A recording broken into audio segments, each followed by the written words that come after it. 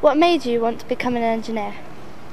It's always changing and it's so interesting. There's so much to learn. Every day is never the same. You never get time to get bored. There's always new technologies. The people you meet are absolutely fantastic. Are there any stereotypes attached to engineering?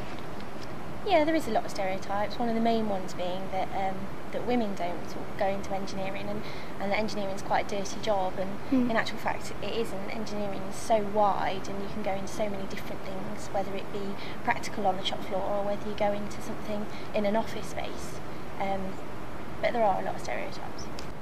What path did you take to become an engineer?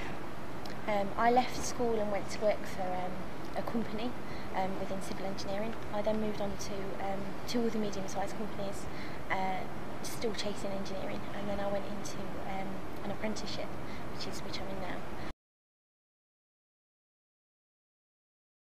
There's a number of ways we do it. Everything starts as a concept, which we then take, our design engineers draw it out on computers these days. It used to be hand drawn in the past. And then essentially that gets taken through the design process, it gets taken to our manufacturing facilities, it then gets built up into a physical product, some of which you'll see around you here today.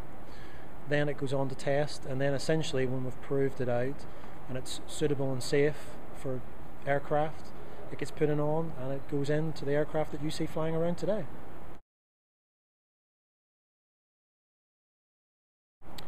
I've always enjoyed science and mathematics. But I suppose that's the theoretical side of life. You know, it's great to understand how things work and how they operate. Well, engineering is really just taking mathematics and science and putting it into a practical field and actually trying to change the world for the better. If it hadn't been for engineers, we wouldn't have had the aircraft we have today, we wouldn't have the engines we have today. It'd be a very different world. We wouldn't have the cars, the transport, a lot of the things that we take for granted. Do you work as a team or individually? Again, the answer to that one is both.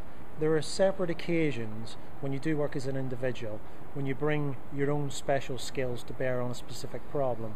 But the reality is what Rolls-Royce does is a teamwork affair. None of it could be done without a highly credible group of engineers working together. Not one person does the job that Rolls-Royce does. It's the team as a whole.